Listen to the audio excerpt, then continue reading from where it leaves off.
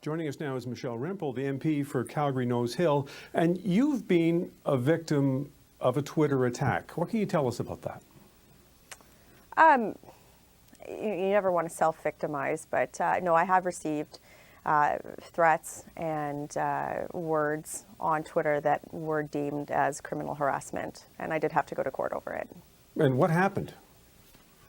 There was a ruling in that matter, and the individual was convicted.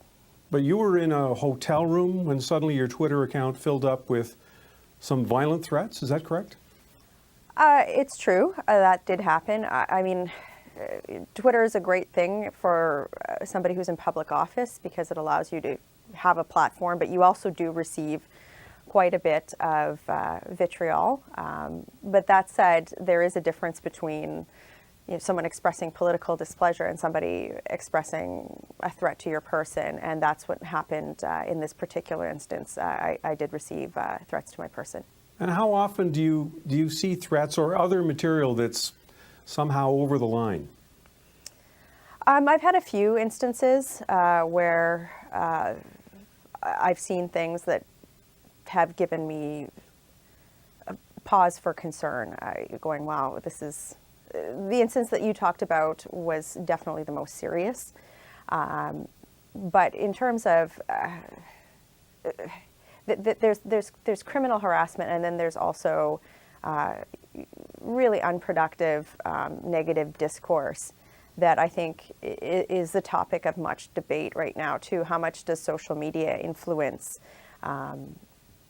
some of the really polarized discussion that we see on a lot of policy issues? But back at the issue at hand, I know a lot of people do receive very harassing and threats to their person over that particular platform.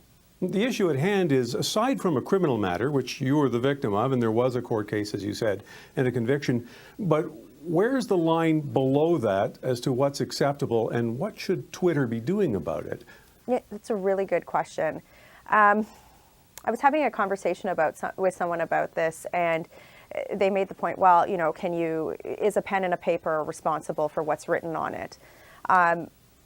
The reality is that Twitter is a community. A pen and a paper might produce something that's harassing, that's going to one person, but social media platforms allow for discourse to happen.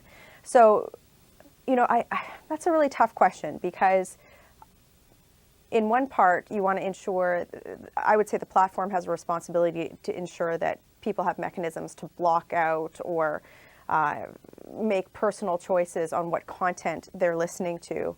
But on the other hand, it's really a question about what we as a society deem as acceptable behavior, right? How many times do people on these platforms call out, let's say, across political affiliation behavior or comments that are unacceptable? So it's a really good question. For those who say the onus is completely on the platform operator, I disagree. But certainly the platform operator does have a responsibility to ensure that there are mechanisms in place by which users have tools at their disposals to make personal choices on what content they're seeing and who has access to their content. And, I think Twitter started to get a lot better in this regard. But the other thing that I think they could do too is there's still so much anonymity.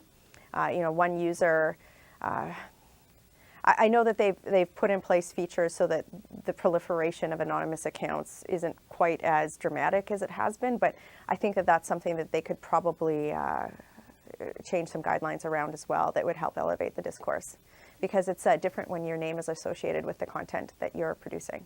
Now, last question. I know you've said things on Twitter you've regretted and you've apologized for them, but your Twitter profile says that you've been a member since 2008. Do you get a sense that this is escalating, that there is an urgency to control what's being said and threatened on Twitter? Well, we're in a country where we value and cherish free speech. I would be really disappointed if social media platforms that have essentially become our new town hall forums for our country, if those operators started delving into the realm of controlling speech. I think that that's something that nobody, regardless of their political affiliation, would want to see. But certainly over the years, I think that discourse on that platform has become more polarized, but I don't know if that's necessarily Twitter's fault. I mean, we have to take responsibility for our own behavior too.